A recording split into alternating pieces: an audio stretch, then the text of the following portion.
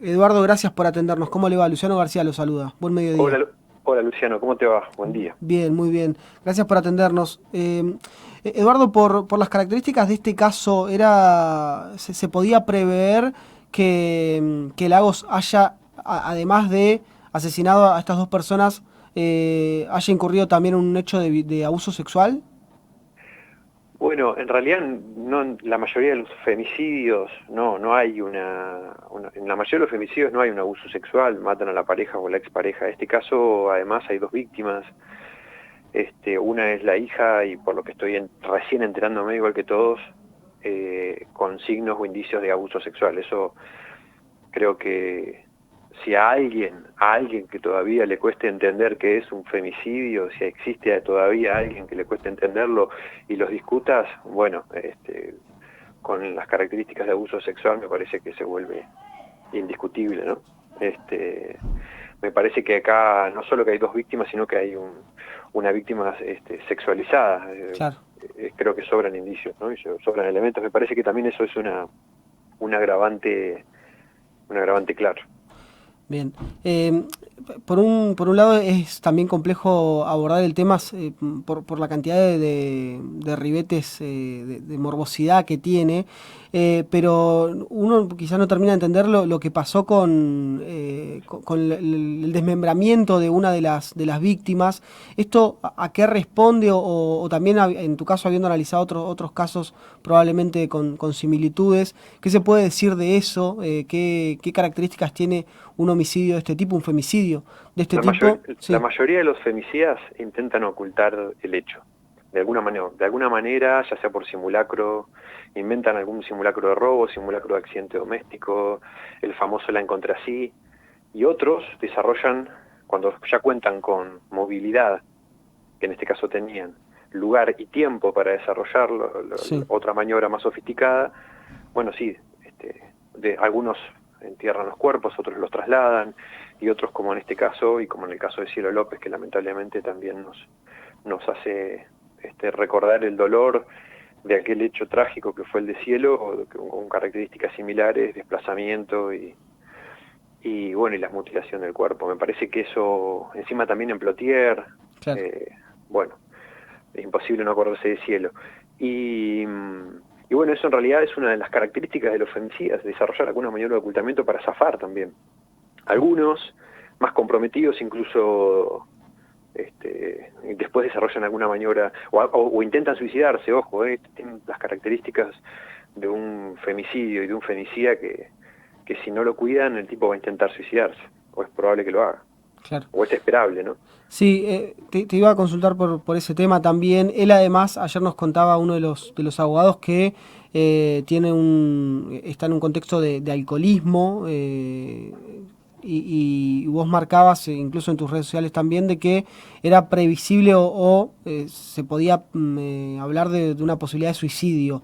¿Esto a qué responde en este Yo caso? esto lo digo, los femicidas, ¿por qué se suicidan? El suicidio del femicida, digamos, la literatura y las investigaciones que hay al respecto nos indican y las estadísticas que existen, no sé, entre el 11 y el 17% de los femicidas se suicidan. Ahora, las características de estos suicidios siempre son en el marco de un contexto de, si se quiere, de pruebas en su contra tan importantes que es muy difícil evadir la responsabilidad y que salga impune. ¿Por qué? O porque hay denuncias en su contra, como en este caso, porque además encontraron el cuerpo y a él lo agarraron infraganti porque estaba intentando escapar, porque todos los indicios apuntan a él y encima los vecinos dan cuenta de un contexto de violencia de género, vecinos y familia.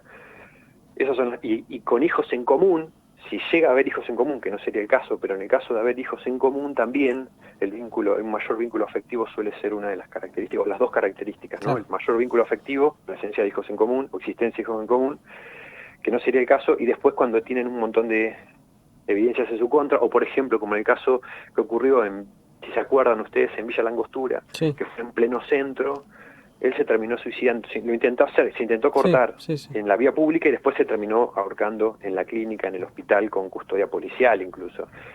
Por eso digo que es importante que lo protejan, se aseguren de que no se suicide, porque para poder garantizar justicia para la familia. Seguro. Nos decía ayer uno de los abogados querellantes, el abogado querellante Marcelo Blasco, que era un caso, más allá de su gravedad, simple para quienes deben determinar la pena y la justicia en este caso. Desde tu lugar, como licenciado en criminalística, ¿por dónde crees que debería realizarse la investigación? ¿Qué detalles tendrían que tener en cuenta quienes estén a cargo de las distintas pericias? Yo creo que la Fiscalía lo que ha demostrado es efectividad y un trabajo rápido y contundente para esclarecerlo. Digamos, lo encontraron inmediatamente, pudieron vincular los dos hechos, es decir, el hecho está esclarecido y el responsable está detenido.